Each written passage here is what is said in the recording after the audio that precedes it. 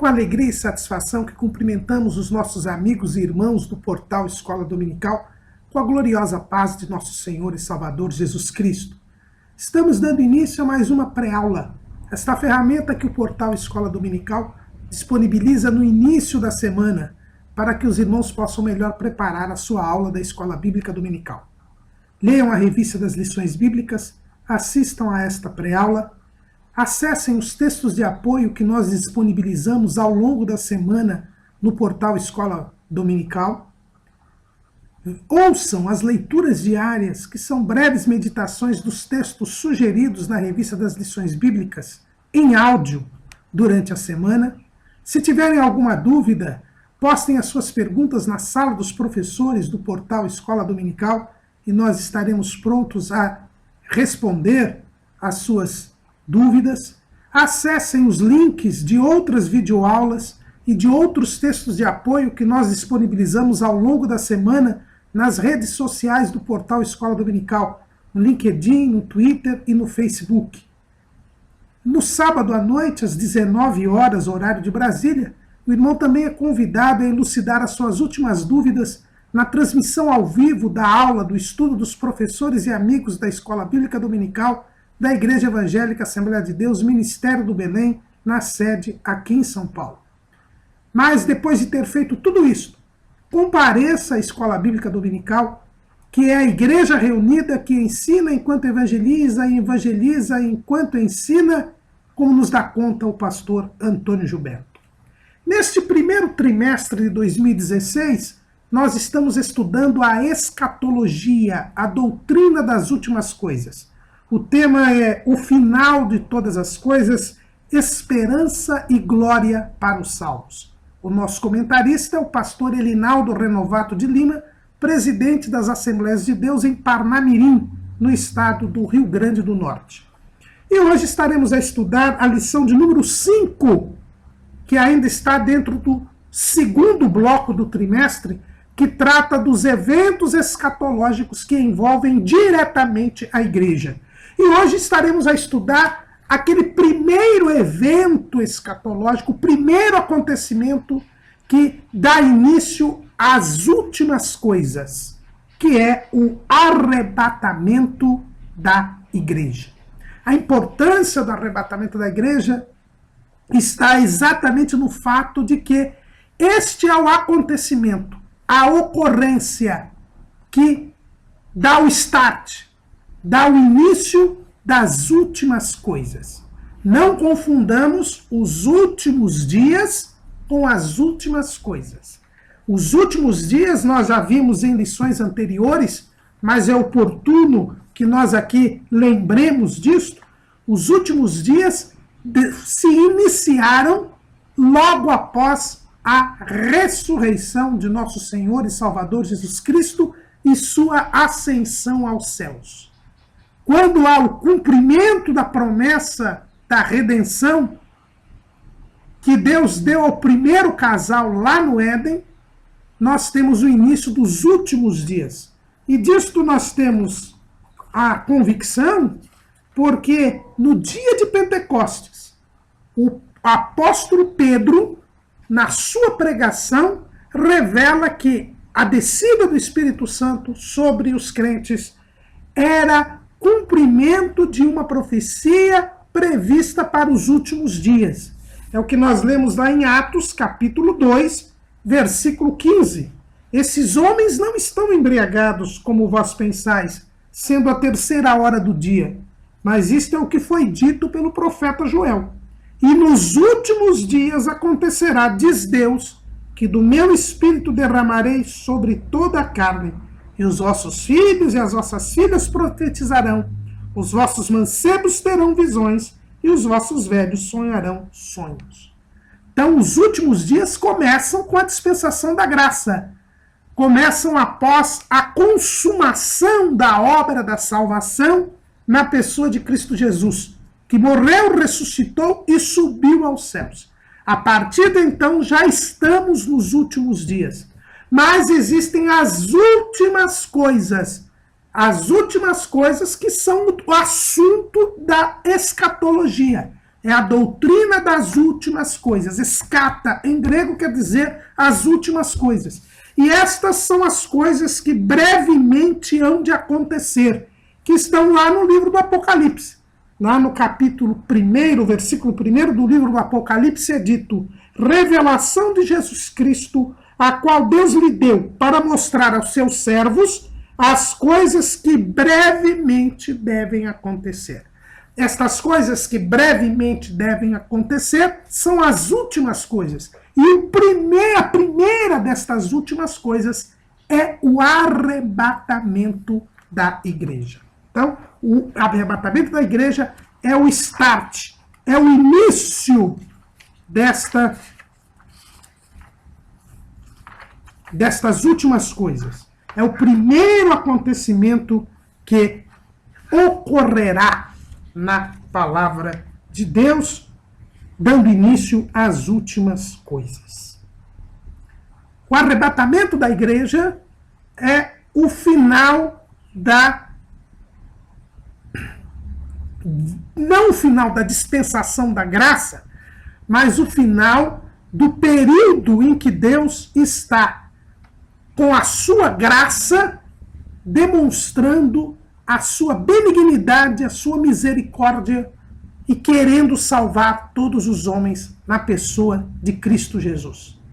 Já faz quase 2000 anos que Jesus consumou a obra salvadora e já faz quase 2000 anos que a igreja está a pregar a Cristo e este crucificado e dizer que Jesus salva, Jesus cura, Jesus batiza com o Espírito Santo e brevemente voltará. Com o arrebatamento da igreja, termina este período da graça, da dispensação da graça. E entra o período do juízo, porque todos nós sabemos que toda dispensação termina com um juízo. E o arrebatamento da igreja é o evento que poupa a igreja do juízo, que será a grande tribulação. E isto Deus sempre fez ao longo da história da humanidade. Sempre que havia um juízo, Deus poupou o seu povo deste juízo. Na dispensação da inocência, Deus impediu o acesso do primeiro casal à árvore da vida, permitindo assim que o homem se arrependesse, impedindo a irreversibilidade do pecado. Na dispensação da consciência, Deus poupou Noé do dilúvio, Noé e sua família do dilúvio, colocando-o na arca. Ele foi livre do dilúvio, livre do juízo. Na dispensação do governo humano, Deus tomou, no final ele confunde as línguas para não destruir as nações. Poupou as nações da destruição, mesmo no juízo.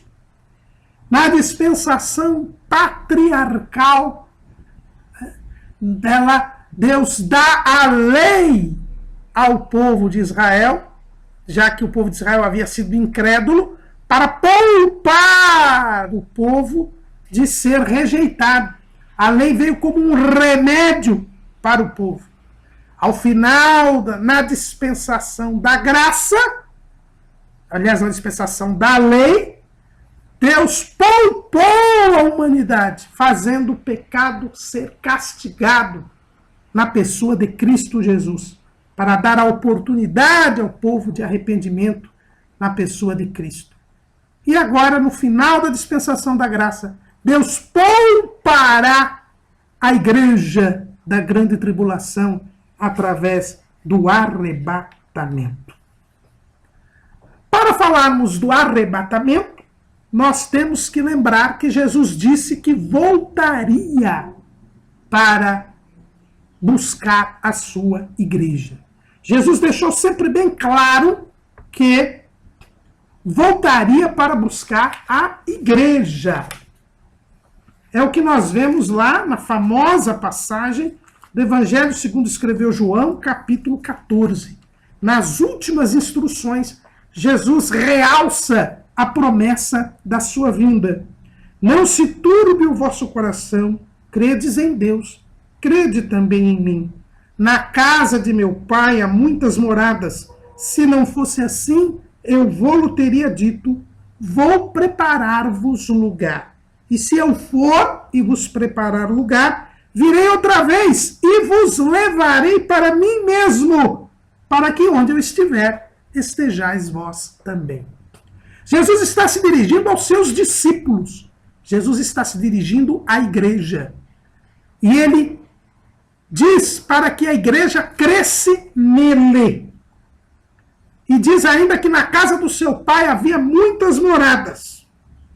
E que ele iria preparar lugar para os discípulos, para a igreja. Vou preparar-vos lugar. Jesus está se dirigindo aos discípulos. Jesus está se dirigindo à igreja. E disse que ele viria para levá-los, para que onde ele estivesse, eles também estivessem. Então Jesus prometeu voltar para buscar a igreja em primeiro lugar. Esta promessa, Jesus a realça nas últimas instruções. Antes ele já havia falado sobre isso, tanto que, como nós já estudamos no sermão profético de Jesus, os discípulos perguntam que sinais haverá da tua vinda e do fim do mundo. Então, os discípulos sabiam que eram 3 eventos diferentes.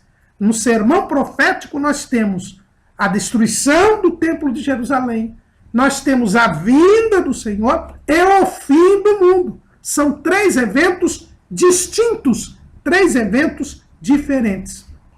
Quando Jesus sobe aos céus, e aí começam os últimos dias, ele manda 2 anjos para que os discípulos tivessem renovada a esperança da vinda do Senhor. É o que nós vemos ali em Atos, capítulo 1, versículo 11. Aliás, 10 e 11. E estando com os olhos fitos no céu, enquanto ele subia, eis que junto dele se puseram 2 varões vestidos de branco, os quais lhes disseram: varões galileus, por que estáis olhando para o céu? Esse Jesus que dentre vós foi recebido em cima no céu, há de vir, assim como para o céu o vistes ir. Então voltaram para Jerusalém do monte chamado das Oliveiras, o qual está perto de Jerusalém, à distância do caminho de um sábado. Então, quando Jesus sobe aos céus, 2 anjos são destacados para renovar aos discípulos a promessa da vinda de Jesus. E aqueles anjos dizem que Jesus haveria de vir assim como para o céu o vistes ir. E é interessante esta expressão, assim como para o céu os vistes ir. E como Jesus foi visto pelos discípulos para ir ao céu. Em primeiro lugar, ele estava no Monte das Oliveiras com seus discípulos. Ele estava com seus pés no Monte das Oliveiras. Muito provavelmente sentado em uma posição superior a que estavam os discípulos, porque era assim que o mestre ensinava em Israel. O mestre sentado e os discípulos de pé. E o mestre numa posição superior aos discípulos. É o que nós vemos quando Jesus esteve lá no Sermão do Monte. Lá em Mateus, capítulo 5, é dito assim: e Jesus, vendo a multidão, subiu a um monte e, assentando-se, aproximaram-se dele os seus discípulos. Então Jesus estava, muito provavelmente, sentado no monte, no lugar mais alto, no Monte das Oliveiras, e ali os seus discípulos, que Paulo diz que eram mais de 500 irmãos, lá em 1 aos Coríntios, capítulo 15, e o versículo 6. Depois foi visto uma vez por mais de 500 irmãos, dos quais vive ainda a maior parte, mas ainda alguns já dormem também. Então Jesus ali ensinava os discípulos e começou a subir. Começou a subir. E os seus discípulos olhavam para ele, pois o mestre sentado estava ali e todos olhavam para ele. E Jesus foi subindo, subindo, subindo. E quando já estava no alto, uma nuvem o ocultou.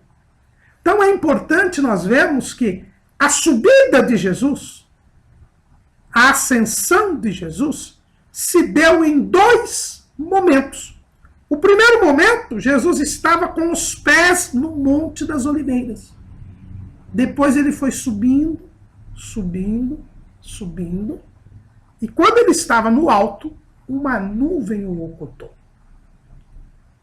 Se ele há de vir da mesma maneira que ele foi, e é isso que os anjos deixam claro, nós vamos ver 2 instantes nesta volta de Jesus. Ele estava com os pés no Monte das Oliveiras, depois subiu e uma nuvem o ocultou dos discípulos. Para ele voltar, num primeiro momento, a nuvem o mostrará e aos discípulos. E só depois, num segundo momento, ele colocará os seus pés no Monte das Oliveiras. É por isso que nós devemos entender que, num primeiro momento, Jesus não vem à terra. Ele vai às nuvens. E lá ele se tornará visível aos discípulos. Porque ele se tornou invisível aos discípulos. Agora, na volta, ele se torna visível aos discípulos e nas nuvens. Num segundo instante, aí sim ele vem e coloca os seus pés no Monte das Oliveiras. É por isso que nós temos 2 instantes que são distintos. O arrebatamento da igreja, que é o nosso tema de hoje, e a vinda de Jesus em glória, que será o tema da nossa lição de número 9, a chamada parousia de Cristo. Quando Jesus subiu aos céus, ele foi visto pelos discípulos e se tornado oculto nas nuvens. Ele estava no Monte das Oliveiras, depois subiu e num instante foi oculto nas nuvens. Como os anjos dizem, ele voltará da mesma forma que ele foi. Então ele voltará primeiro nas nuvens, tornando-se visível aos discípulos, à igreja. E depois tocará o Monte das Oliveiras. A igreja primitiva tinha esta consciência da volta de Cristo. Tinha esta esperança. Nós vemos em várias passagens do Novo Testamento que a igreja tinha esta esperança. Aguardava a iminente volta de Cristo Jesus. Lá no livro de Atos dos Apóstolos, no capítulo 4, no versículo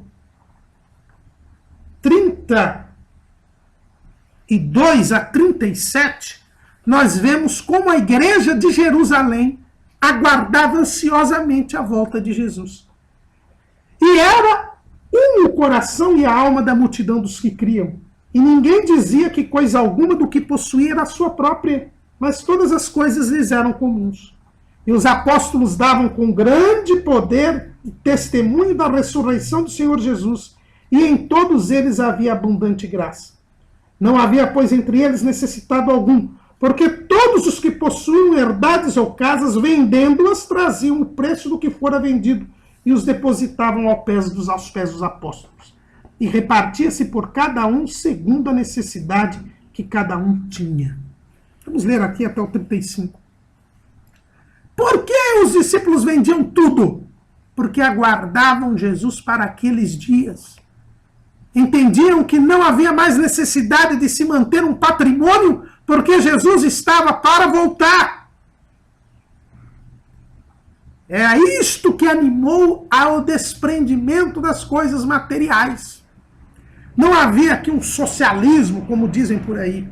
Havia, sim, a convicção de que Jesus estava às portas. E por isso eles se desfizeram de todo o seu patrimônio.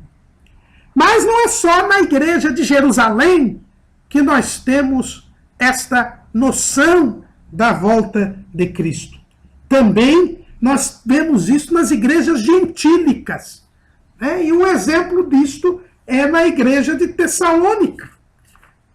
Lá na primeira carta que Paulo escreveu aos Tessalonicenses, ele precisou explicar a respeito do arrebatamento da igreja, mais a miúde, porque os crentes de Tessalônica estavam desesperados, porque alguns crentes estavam morrendo e Jesus ainda não tinha voltado. Isto mostra, irmãos, como a igreja de Tessalônica aguardava a vinda de Jesus. Aliás, já no capítulo 1, versículo 9 e 10, Paulo mostra esta disposição dos crentes de Tessalônica. Olha o que ele escreve.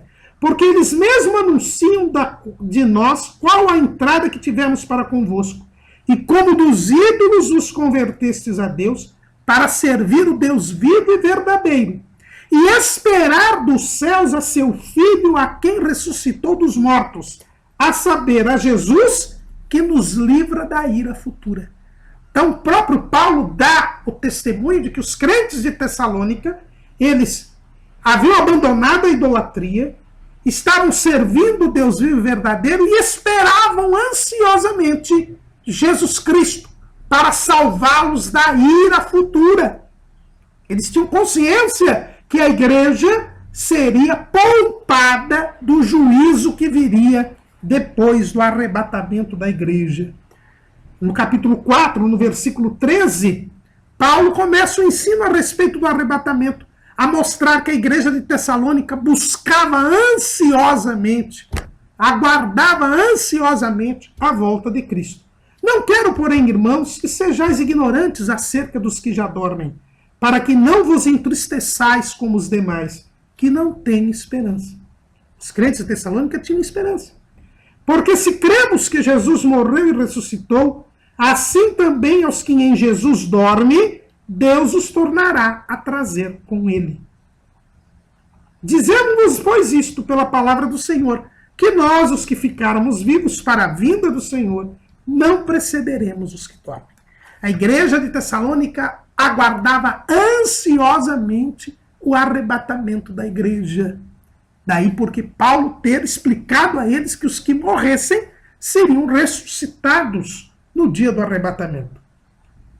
Mas também nós vemos o apóstolo Paulo, ele mesmo dando um exemplo, né, que ele aguardava a vinda do Senhor. O grande apóstolo dos gentios era alguém que guardava, que esperava ansiosamente a vinda do Senhor. Lá na primeira carta de Paulo aos Coríntios, no capítulo 16, versículo 22, ele diz assim: se alguém não ama o Senhor Jesus, Cristo seja anátema. E ele diz assim, Maranata.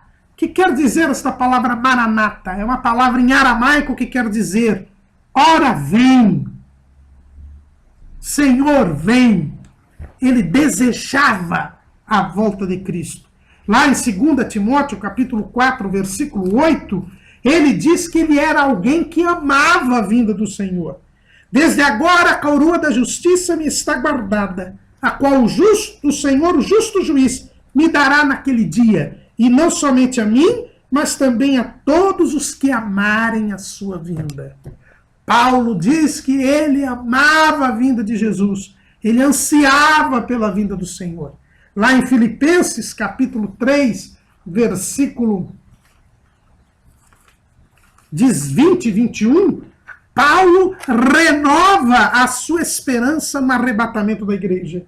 Mas a nossa cidade está nos céus, onde também esperamos o Salvador, o Senhor Jesus Cristo, que transformará o nosso corpo abatido para ser conforme o seu corpo glorioso, segundo o seu eficaz poder de sujeitar também a si todas as coisas.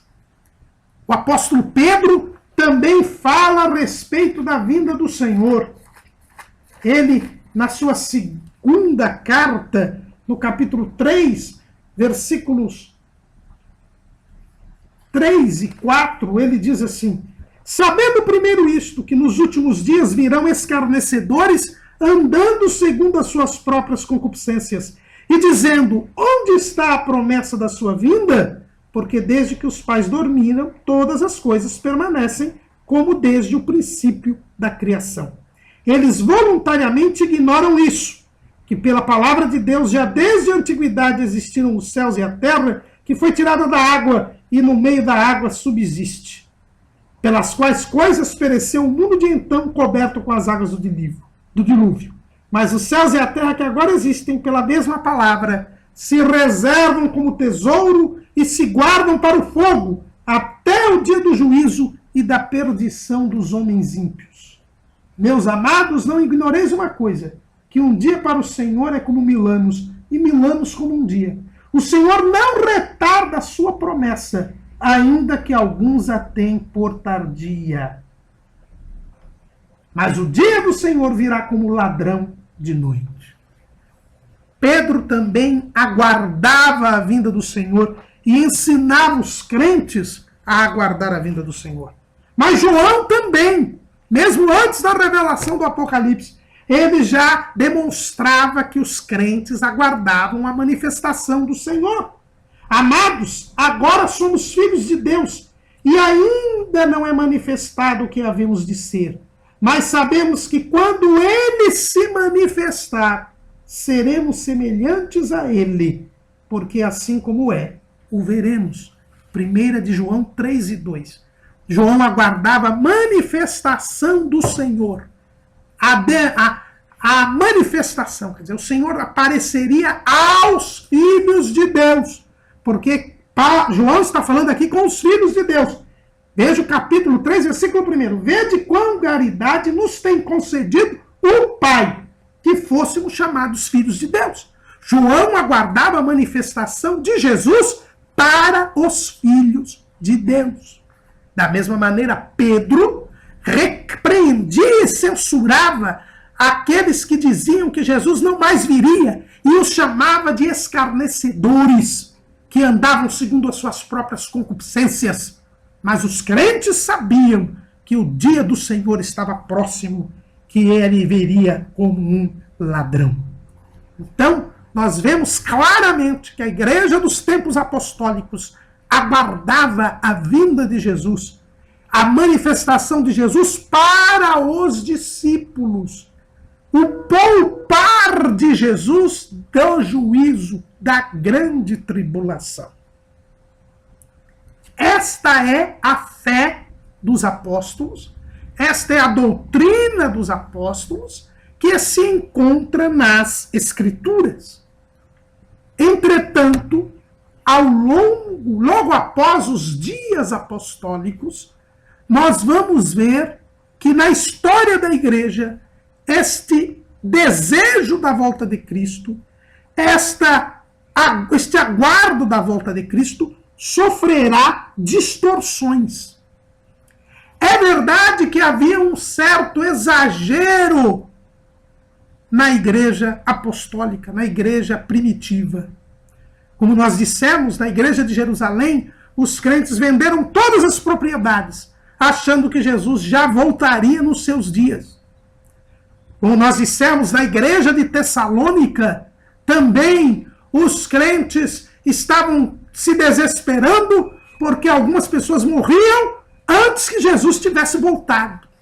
Isto mostra que a igreja primitiva cometeu alguns exageros, não prestando muita atenção no que o Senhor Jesus havia ensinado.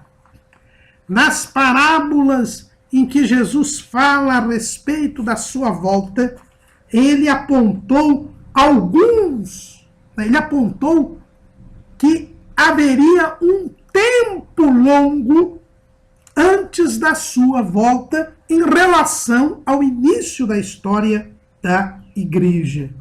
Ao contar a parábola das 10 virgens, Jesus diz que o esposo veio à meia-noite, quando normalmente nas bodas o esposo chegava no pôr do sol, por volta de 6 horas da tarde. E esta demora fez com que todas as virgens adormecessem. Então houve uma demora. Mas os discípulos não perceberam isso. Também nós vemos na parábola dos 10 talentos, mais uma vez a notícia desta demora. Lá em Mateus 25:19, e muito tempo depois veio o Senhor daqueles servos. Então também nesta parábola Jesus dá uma ideia de que haveria um período histórico longo entre o início da igreja e o arrebatamento dela. Por isso até ele mostrou os sinais da sua vinda. Então, por causa até um pouco deste exagero, nós tivemos, após os tempos apostólicos, uma perda de força da mensagem escatológica. Lamentavelmente, a igreja passa por um período em que a mensagem da volta de Cristo é distorcida, é sufocada. Já nos dias de Pedro, Pedro já apontava para o risco daqueles que iriam dizer que a vinda do Senhor era tardia. E é o que nós vemos. Lamentavelmente, após os tempos apostólicos, começam a surgir ensinamentos na história da igreja que descaracterizam o arrebatamento da igreja. A principal doutrina que surge é a doutrina amilenista, que é a doutrina prevalecente hoje na igreja romana, na igreja ortodoxa e até mesmo na igreja reformada, para luteranos e para calvinistas. É a ideia de que Jesus voltará para julgar os vivos e os mortos. É o que se encontra no chamado Credo Niceno-Constantinopolitano, ou o Credo dos Apóstolos. Acham que Jesus somente voltará para julgar os vivos e os mortos, no final da história da humanidade. Não creem que haverá um reino milenial. Não creiam que haverá um arrebatamento da igreja, nem a grande tribulação. Para eles, o que a Bíblia fala a respeito do milênio é a atual dispensação da graça.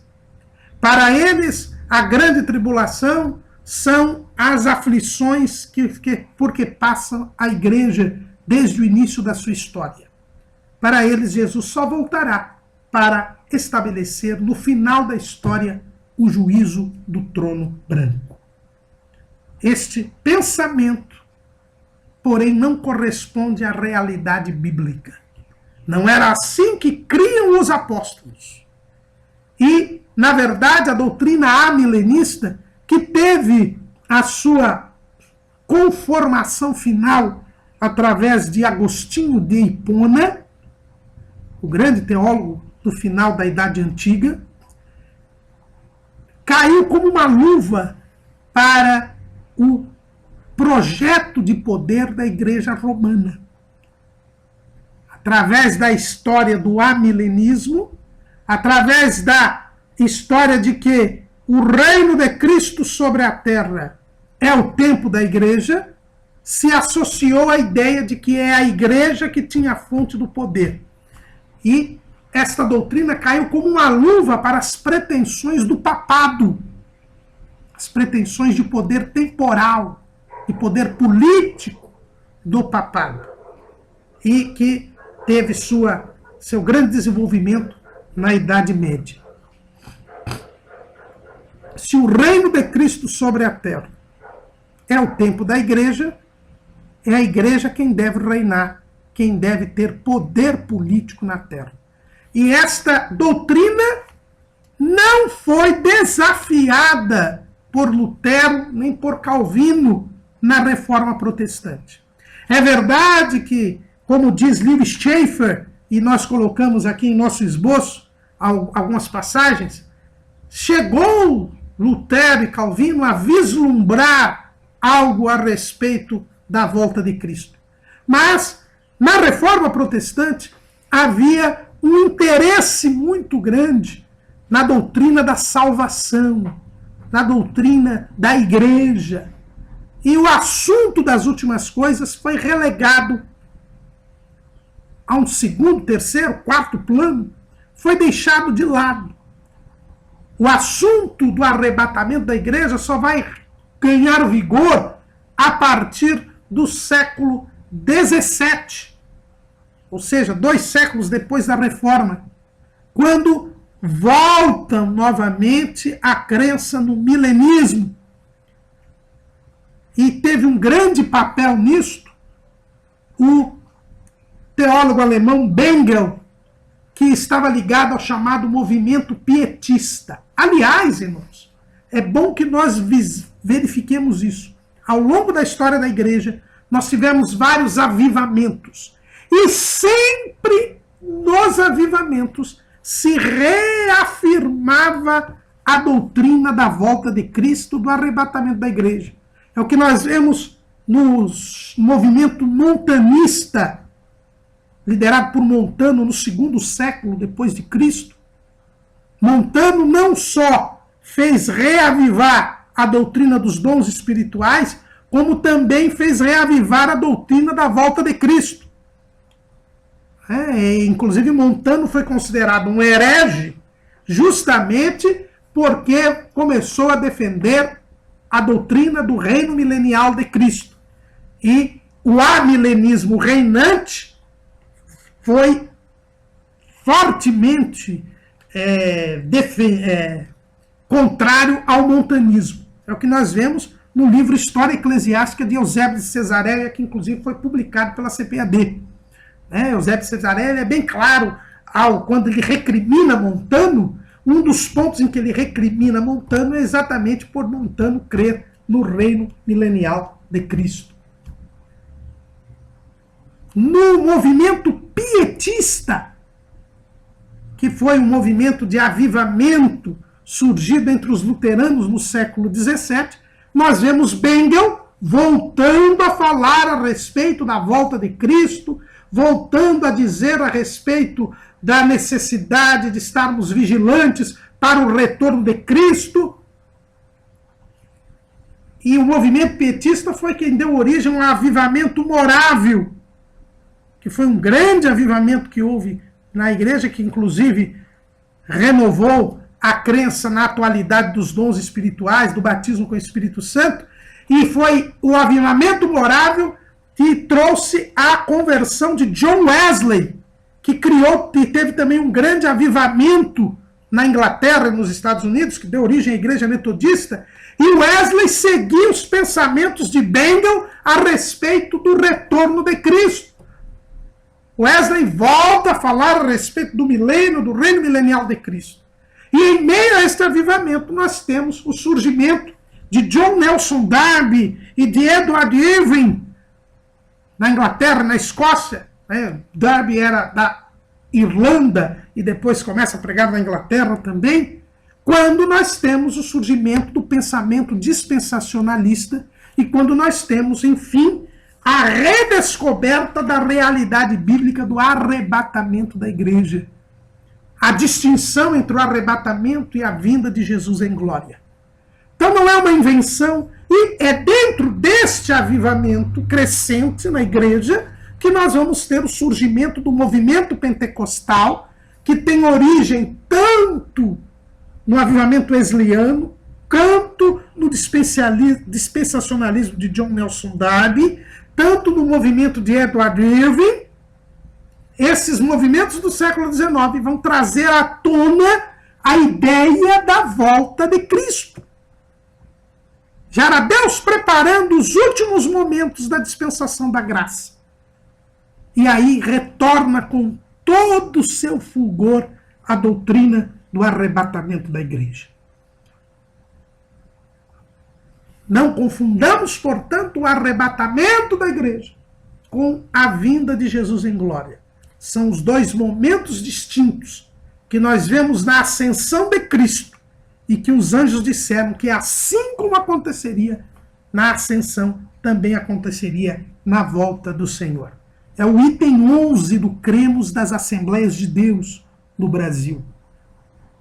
Cremos na vinda de Cristo em duas fases. Se falam duas fases, né? Na verdade, podemos até discutir essa expressão duas fases.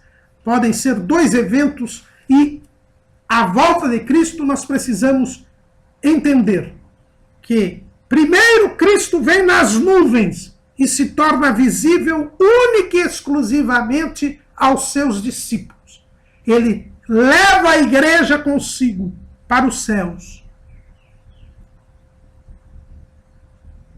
Porque a igreja deve se livrar da ira futura. É o que vemos lá em 1 Tessalonicenses 1:10. E a segunda parte é a volta triunfal de Cristo, quando Cristo virá para Israel, juntamente com a igreja, 7 anos após o arrebatamento da igreja, para que Israel se converta. Então são dois momentos distintos. No arrebatamento, ninguém verá o Senhor, a não ser a igreja. Na vinda triunfal de Cristo, todo o olho o verá, porque ele será visto pelos judeus, que se converterão, e depois será visto pelos gentios, pois ele vencerá os exércitos do anticristo na batalha do Armagedon. São coisas distintas. E o texto bíblico mostra bem isso. Uma vez Jesus virá, num abrir e fechar de olhos, invisível aos homens. Da outra vez, Jesus virá com os seus santos, será visto por todos os homens, será visto pelos judeus, será visto pelos gentios, e terá uma cabal vitória e estabelecerá o seu reino. A palavra arrebatamento também não é invenção de pentecostais, nem de pré-milenistas, nem de pré-tribulacionistas. A palavra arrebatamento é tirada da Bíblia. Nós vemos lá em 1 Tessalonicenses 4:17. Depois nós, os que ficarmos vivos, seremos arrebatados juntamente com eles nas nuvens, a encontrar o Senhor nos ares, e assim estaremos sempre com o Senhor. A Bíblia é bem clara. Arrebatamento quer dizer uma retirada repentina, rápida, de improviso.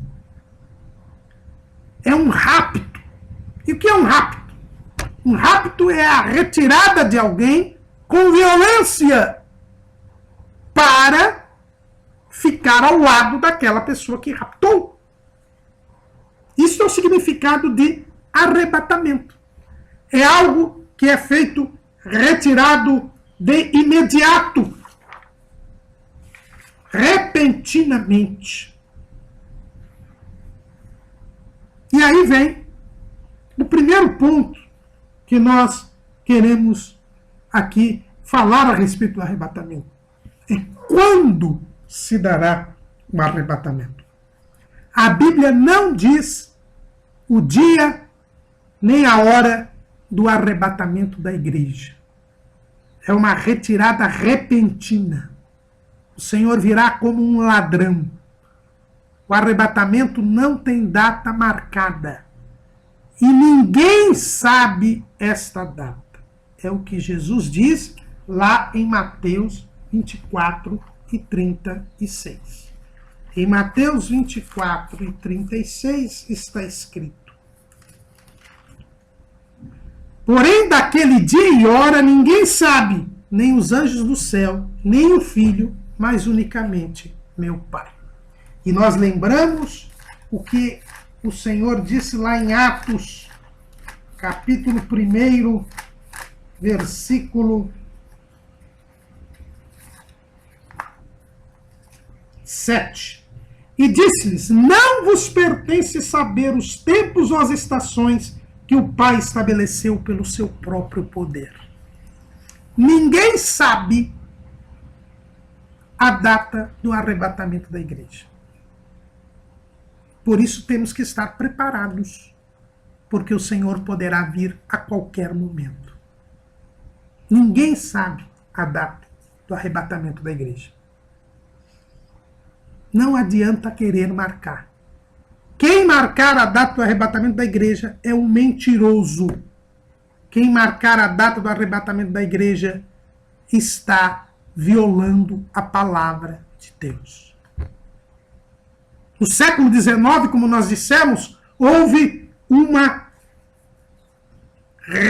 revigoramento da mensagem da volta de Cristo. E o inimigo, então, que sempre procura confundir, diante do ressurgimento da mensagem da volta de Cristo, logo levantou os seus falsos profetas, os seus falsos mestres, que começaram a marcar a volta de Jesus. William Miller surge com a igreja adventista. E advento quer dizer volta. O advento é a volta de Jesus. A vinda de Jesus. Já que o povo de Deus começa a se despertar para a volta de Cristo, é levantado um homem que marca a volta de Cristo. William Miller marcou a volta de Jesus para 1847. Como Jesus não veio em 1847, ele refez as contas e disse que era 1848. Mas Jesus também não veio em 1848. E aí, então, nós tivemos o que os próprios adventistas chamam do grande desapontamento. Nós temos que tomar cuidado, irmãos. E dali para frente, várias pessoas marcaram a volta de Cristo. Charles Russell, o fundador das Testemunhas de Jeová, disse que o milênio começou em 1914. Como é que o tempo de paz começa justo no ano em que começa a Primeira Guerra Mundial? Em 1992, um coreano também marcou a volta de Cristo para aquele ano. Irmãos, tomemos cuidado com isto.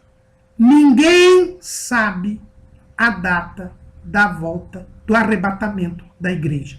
É o único evento que nós não podemos marcar a data. Os outros eventos escatológicos, todos têm data marcada. Como assim, irmão Caramuru? A grande tribulação são 7 anos depois do arrebatamento da igreja. O milênio começa depois da grande tribulação, 1000 anos. Depois nós temos o juízo final. Todos os eventos escatológicos estão marcados a partir do arrebatamento da igreja. Mas ninguém sabe quando será o arrebatamento da igreja. Jesus sabe hoje qual é a data do arrebatamento da igreja? Sim, ele sabe hoje como sabia antes. Porque Jesus é Deus. E Deus é onisciente. Mas então por que Jesus disse que nem o Filho sabe a data, mas unicamente meu Pai? Quando Jesus disse isso, Jesus estava falando a respeito da sua humanidade. Enquanto homem, Jesus se privou do conhecimento da data do arrebatamento da igreja. Porque em tudo ele foi obediente, obediente até a morte, e morte de cruz. Ele veio revelar aquilo que era para ser revelado. Por isso ele disse aos discípulos antes de subir, que não pertencia aos homens saber os tempos e as estações que o próprio Pai estabeleceu. Ele como filho, ele como homem, se privou de conhecer a data do arrebatamento da igreja. Como Deus, ele sempre soube e sempre será. Mas como homem, ele se privou deste conhecimento. É por isso que, como homem glorioso, Ele aguarda a direita do Pai, a ordem do Pai para vir buscar a sua igreja. Mas por que Deus não revelou a data do arrebatamento da igreja? Porque Deus não é Deus de confusão. Nós lemos isso claramente lá em 1 Coríntios, capítulo 14, versículo 33. Porque Deus não é Deus de confusão, senão de paz, como em todas as igrejas dos santos. Se Deus não é Deus de confusão, como é que ele mandaria os crentes perseverarem até o fim? Como é que ele mandaria que os crentes se mantivessem em santificação se ele dissesse a data do arrebatamento da igreja? Se ele diz, sede santos porque eu sou santo. Se ele manda vigiar, se ele manda perseverar até o fim, como ele daria a data do arrebatamento da igreja? Permitindo aos homens que pecassem até a véspera, quando então seriam levados ao arrependimento e ganhariam a vida eterna. Deus seria contraditório. Mas Deus não é Deus de confusão. Nele não há sim e não. Nele há o sim e o amém. Por isso ele não revelou a data do arrebatamento. Porque ele mandou que os homens se santificassem, vigiassem e perseverassem. O caráter de Deus impõe o desconhecimento da data do arrebatamento da igreja. É por isso que a dispensação da graça é o tempo que se chama hoje. Lá em Hebreus, no capítulo 4 e no versículo 7, diz assim o escritor: determina outra vez um dia, um certo dia, hoje, dizendo por Davi, muito tempo depois, como está escrito, hoje, se ouvirdes a sua voz, não endureçais os vossos corações. Deus determina um dia para o crente, é hoje. E esta determinação deste dia chamado hoje só tem sentido se o arrebatamento da igreja não tiver a sua data anunciada.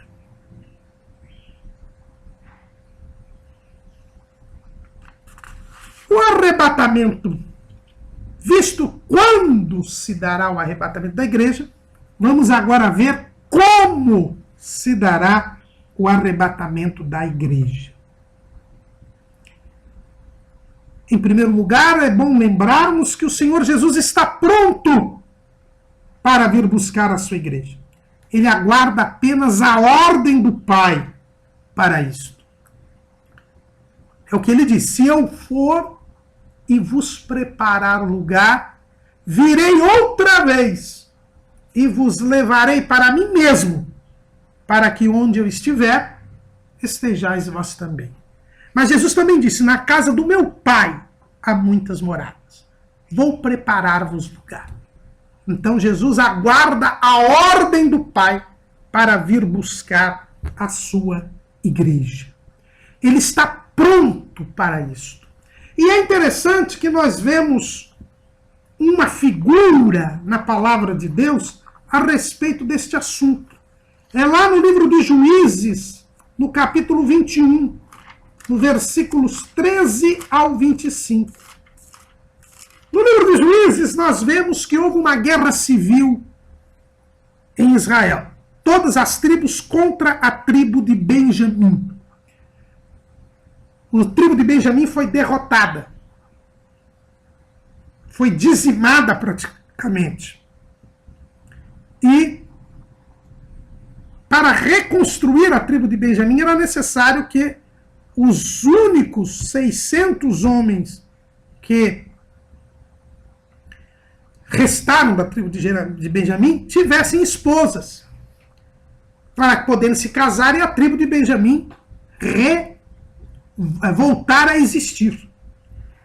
E, em razão disso, como só havia 400 mulheres para os benjaminitas, e eram 600 os homens que haviam sobrado, porque todos haviam jurado não dar mulheres aos benjaminitas.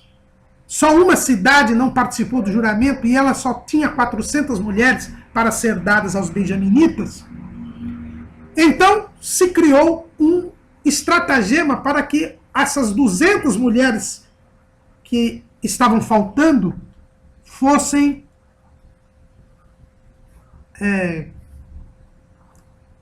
pudessem ser desposadas pelos benjaminitas. E então qual foi o estratagema que foi criado? Vamos ler lá em Juízes capítulo 21, versículo 17 em diante. Disseram mais: a herança dos que ficaram de resto é de Benjamim, e nenhuma tribo de Israel deve ser destruída. Porém nós não lhes poderemos dar mulheres de nossas filhas, porque os filhos de Israel juraram, dizendo: maldito aquele que der mulher aos benjaminitas. Então disseram: eis que de ano em ano a solenidade do Senhor em Siló, que se celebra para o norte de Betel, da banda do nascente do sol, pelo caminho alto que sobe de Betel a Siquém para o sul de Lebona. E mandaram aos filhos de Benjamim, dizendo: ide e emboscai-vos nas vinhas, e olhai, e eis aí, saindo as filhas de Siló a dançar em ranchos, saí vós das vinhas, e arrebatai cada um sua mulher das filhas de Siló, e ide-vos à terra de Benjamim. E será que quando seus pais ou seus irmãos vierem a litigar conosco, nós lhe diremos: por amor de vós, tende compaixão deles, pois nesta guerra não tomamos mulheres para cada um deles, porque não lhes destes vós, para que agora ficasseis culpados. E os filhos de Benjamim o fizeram assim, e levaram mulheres conforme ao número deles, das que arrebataram dos ranchos que dançavam, e foram-se e voltaram à sua herança, e reedificaram as cidades e habitaram nelas. Como foi que os benjaminitas conseguiram as suas esposas? Eles ficaram de emboscada.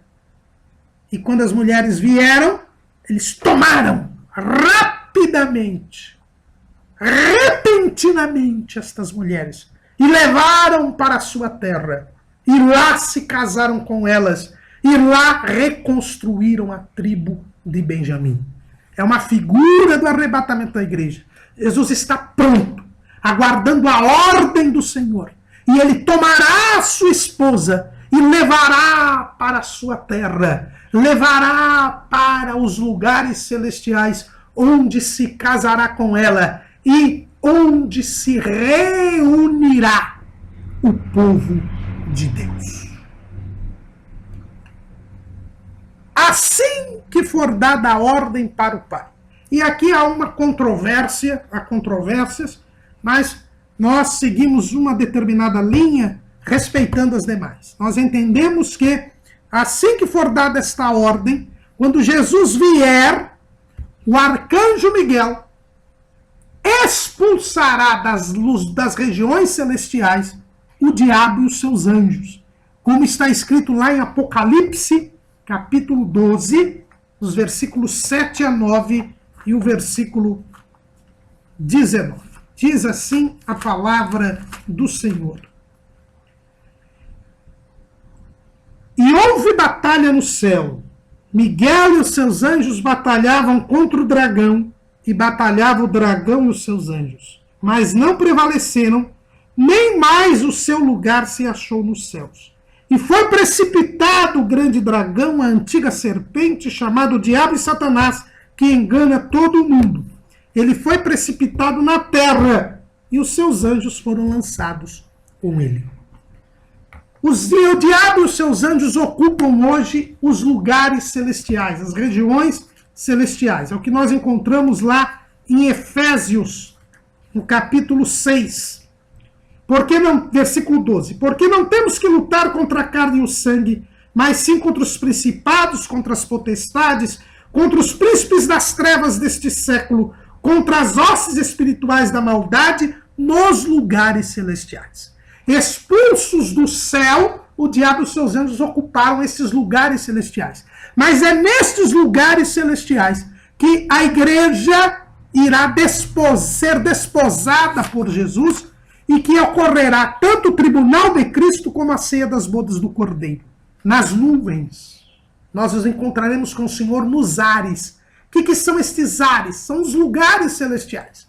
E eles precisam ser desocupados para que a igreja possa ali estar. Por isso nós cremos que este texto de Apocalipse 12 diz respeito ao arrebatamento da igreja.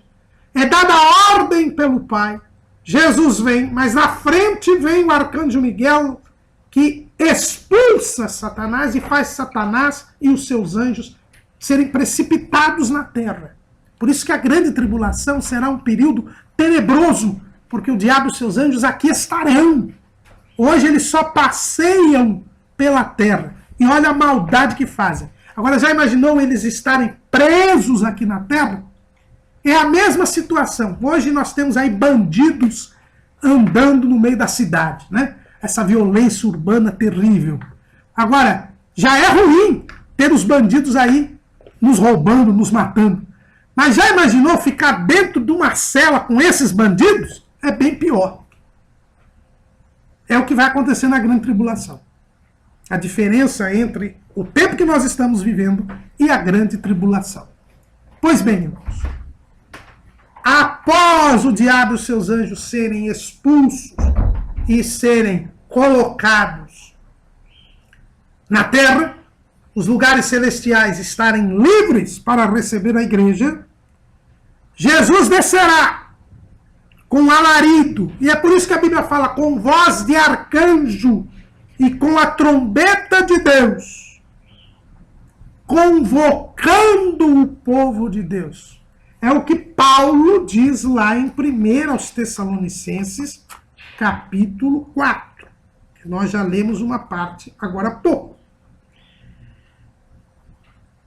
Porque o mesmo Senhor descerá do céu com alarido e com voz de arcanjo. Por que a voz de arcanjo? Porque Miguel já estava à frente, já tinha expulsado. E agora como um arauto. Porque a Bíblia só fala de um arcanjo. A tradição judaica fala que são 7 arcanjos. Mas a Bíblia só fala do arcanjo. Nunca tem arcanjo no plural. E o único que é chamado de arcanjo na Bíblia é Miguel. Então, Miguel, após expulsar o diabo e os seus anjos do céu, ele, como um arauto, como um anunciador, ele, com voz de arcanjo, ele anuncia a chegada do rei, anuncia a chegada de Cristo nos ares, nas regiões celestiais. Porque no arrebatamento da igreja, Jesus vai até as regiões celestiais. Ele não vem à terra, ele vai até as regiões celestiais. E diz assim, o Senhor do céu descerá com alarido e com voz de arcanjo e com a trombeta de Deus. E os que morreram em Cristo ressuscitarão primeiro. A trombeta de Deus, ela é soada para chamar o povo de Deus, convocar o povo de Deus. Para isso é que serviam as trombetas lá em Números, no capítulo 11, aliás, no capítulo 10, nós temos na lei a figura da realidade espiritual do arrebatamento da igreja. Números capítulo 10, versículo 2. Faze 2 trombetas de prata, de obra batida as farás, e te serão para a convocação da congregação e para a partida dos arraiais. E quando as tocarem ambas, então toda a congregação se congregará a ti à porta da tenda da congregação. Mas quando tocar uma só, então a ti se congregarão os príncipes, os cabeças dos milhares de Israel. Veja bem que há um alarido, há a voz de arcanjo e a trombeta de Deus. A convocação do povo de Deus. Assim, quando Moisés queria reunir o povo, tocava as 2 trombetas de prata, assim Jesus tocará o alarido, a voz de arcanjo e a trombeta de Deus, e reunirá a igreja, todo o povo de Deus. A trombeta para os mortos, como ensina o pastor João Maria Hemel, presidente das Assembleias de Deus em Passo Fundo. A gente às vezes fala assim, vamos ouvir a última trombeta, né? Mas não, quem vai ouvir a trombeta são os mortos. A trombeta de Deus ecoará e os mortos ressuscitarão primeiro. E aqui, irmãos, nós vemos que o arrebatamento da igreja ele é total. Há uma doutrina também sem base bíblica do chamado arrebatamento parcial. Só alguns crentes seriam arrebatados. Aqueles que estivessem vigiando, aqueles que amassem a vinda de Jesus, esses seriam arrebatados. Os outros passariam pela grande tribulação. Isto não é possível. A igreja ela é única, ela é o corpo de Cristo. E Deus não iria dilacerar o seu corpo, dividir o seu corpo. Nós somos um em Cristo. Há uma unidade em Cristo. A igreja toda será arrebatada. Porque quando tocavam as trombetas, todo o povo de Israel era chamado e se apresentava diante de Moisés. A trombeta soará, os mortos ressuscitarão primeiro. Os que dormiram em Cristo ressuscitarão primeiro. Era isso que Paulo estava explicando aos Tessalonicenses, para que eles não ficassem tristes. Aqueles que morreram antes de Jesus voltar, eles não estavam perdidos como os Tessalonicenses pensavam, mas ao contrário, eles têm um privilégio, é o privilégio de ressuscitar primeiro. Então a trombeta de Deus toca para os mortos, e os mortos são ressuscitados. Depois, nós temos a transformação dos que estiverem vivos. É o que diz Paulo. Depois nós, os que ficarmos vivos, seremos arrebatados juntamente com eles nas nuvens, a encontrar o Senhor dos ares, e assim estaremos sempre com o Senhor. Vejam bem, irmãos, que a trombeta toca, os mortos ressuscitam. Os vivos que estiverem, os crentes que estiverem vivos no dia do arrebatamento da igreja, são transformados. E aí, juntos são arrebatados. E se encontram com o Senhor nos ares. Que ares? Os lugares celestiais, que agora estão livres para receber a igreja do Senhor. Uma discussão que existe é se estes que morreram em Cristo são só a igreja ou também abrange os santos do Antigo Testamento. Há uma discussão a este respeito. Alguns entendem que é só a igreja que será arrebatada. Os santos do Antigo Testamento aguardariam o dia do juízo para poderem se unir ao Senhor. Outros entendem que os santos do Antigo Testamento também estão incluídos aqui. Né?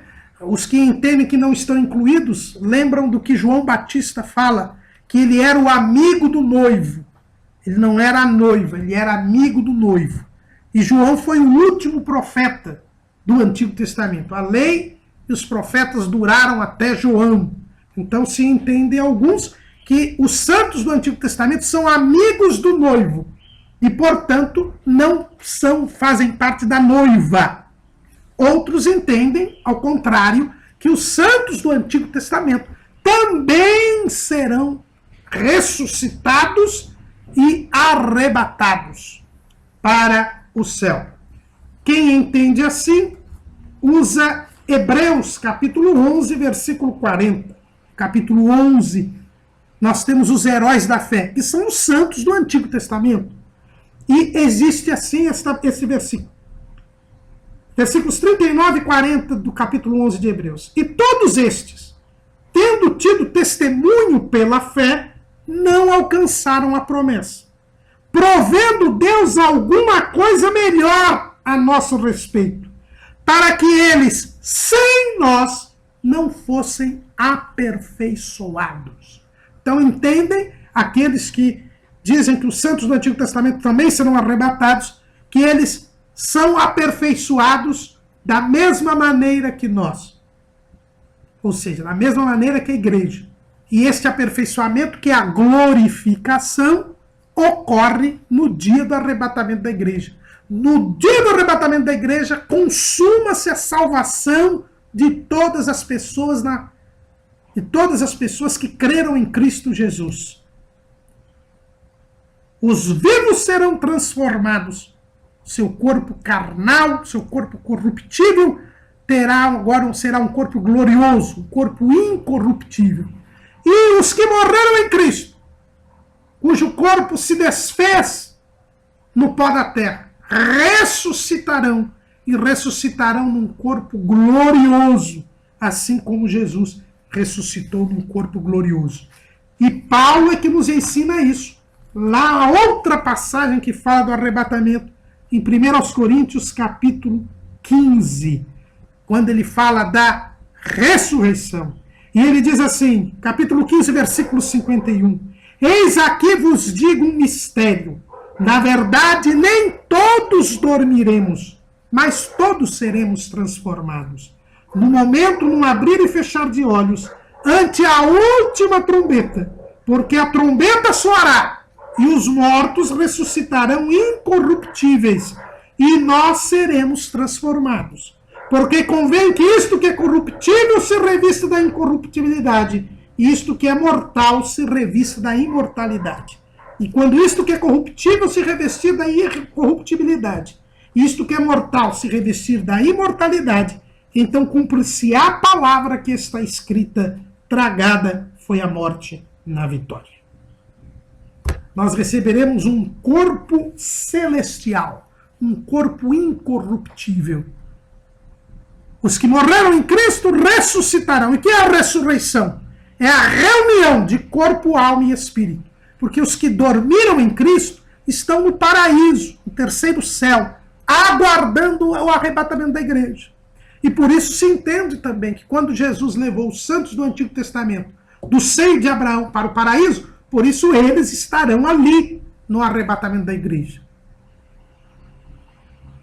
Nós, que estivermos vivos, seremos transformados. Não ressuscitaremos porque não morreremos, mas seremos trasladados assim como foi Enoque. Seremos arrebatados assim como foi Elias. E aí nós temos as figuras do arrebatamento da igreja. Enoque, Elias e a festa das trombetas.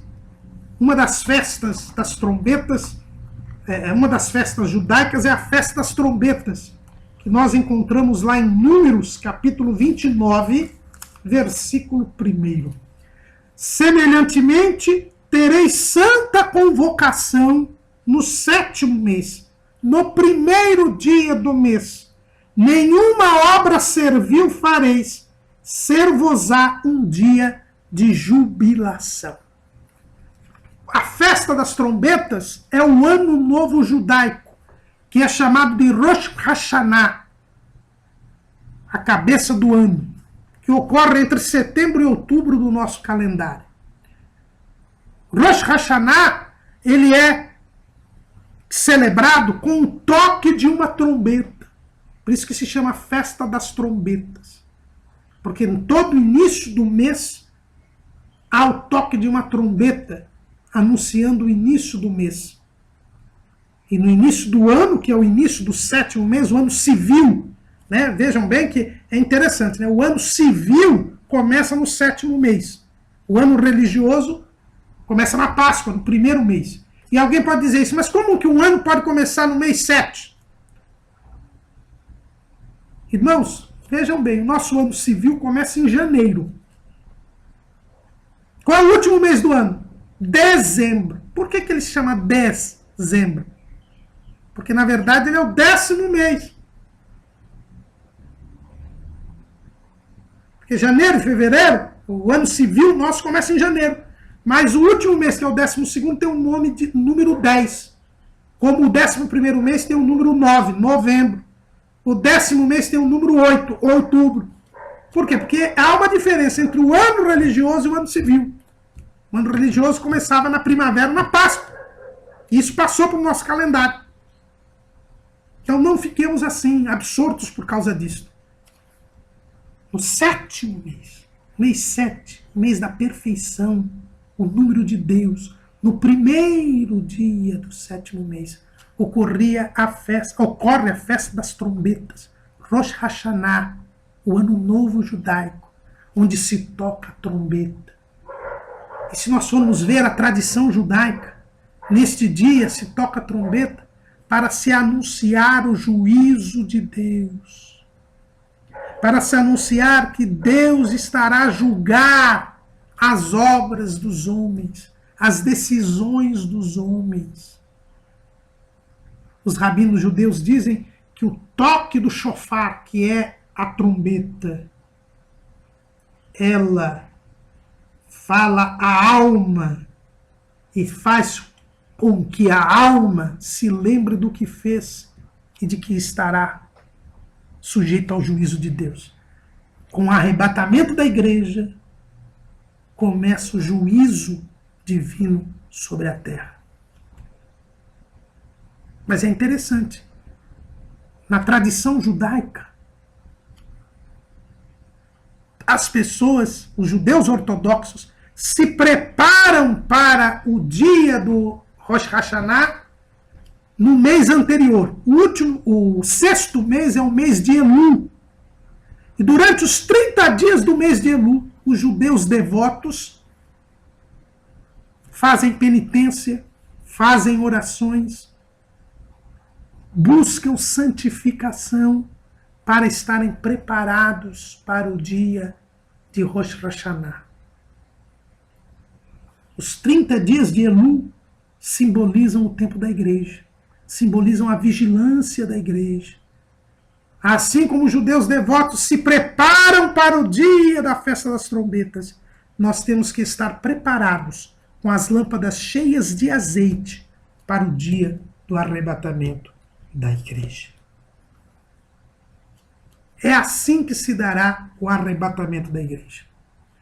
E para terminarmos, devemos observar duas coisas importantes.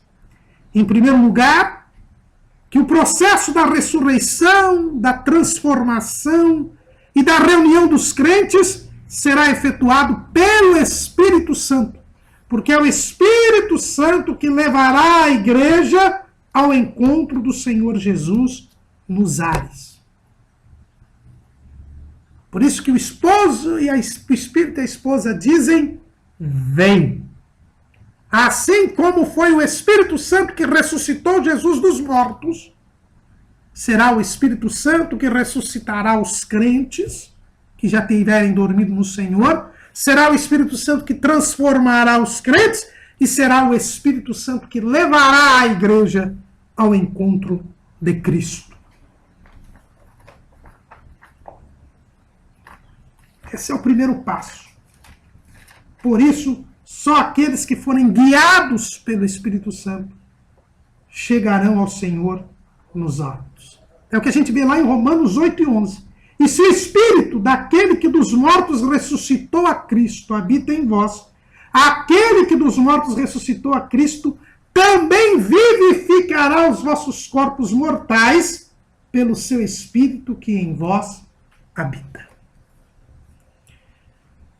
E por fim, todos estes episódios ocorrerão, como nós já lemos aqui em 1 Coríntios, capítulo 15, versículo 52. Num momento, num abrir e fechar de olhos. A palavra grega aqui é átomo. É um período de tempo que não pode ser dividido. É algo muito rápido. Pisque. Já piscou? Seu piscar demora 0,7 de segundo. Não haverá tempo para reconciliação, não haverá tempo para perdoar alguém, não haverá tempo para pedir perdão a alguém, não haverá tempo para se consertar. Num abrir e fechar de olhos, o Senhor voltará e levará a sua igreja na velocidade da luz, que é a maior velocidade que existe no universo. Como nos ensinou Albert Einstein, Nada é mais rápido do que a luz. 300.000 quilômetros por segundo. E é Jesus que diz que será na velocidade da luz. Lá em Mateus capítulo 24, versículo 27. Porque assim como o relâmpago sai do Oriente e se mostra até o Ocidente, assim será também a vinda do Filho do Homem. O relâmpago se movimenta na velocidade da luz. Ele é tão rápido que a gente primeiro vê o relâmpago, depois ouve o trovão. Embora o fenômeno seja o mesmo. Né? Aquele choque elétrico nas nuvens, das partículas, gera a faísca, que é o relâmpago, e causa o estrondo. Mas primeiro a gente vê o relâmpago, depois é que a gente ouve o trovão, porque a luz é mais rápida do que o som. Não dará tempo para mais nada. Por isso, irmãos, estejamos preparados. Jesus está próximo às portas. E quando ele vier, virá num abrir e fechar de olhos, no momento. E só os que estiverem em comunhão com ele, os que vigiam, os que amam a sua vinda. Mas aí é toda a igreja, porque é a igreja que vigia, a igreja que ama a vinda. Não tem uns crentes que vigiam e outros que não vigiam. Uns crentes que amam a sua vinda e outros que não amam a sua vinda. Como ensina o pessoal da doutrina do arrebatamento parcial. Quem não vigia e quem não espera Jesus, quem não ama a sua vinda, nós vimos nas duas lições anteriores, são falsos crentes. Os crentes genuínos e verdadeiros encontrarão com o Senhor nos ares para estar sempre com o Senhor. Que eu e você possamos dizer com sinceridade: ora vem, Senhor Jesus. Amém.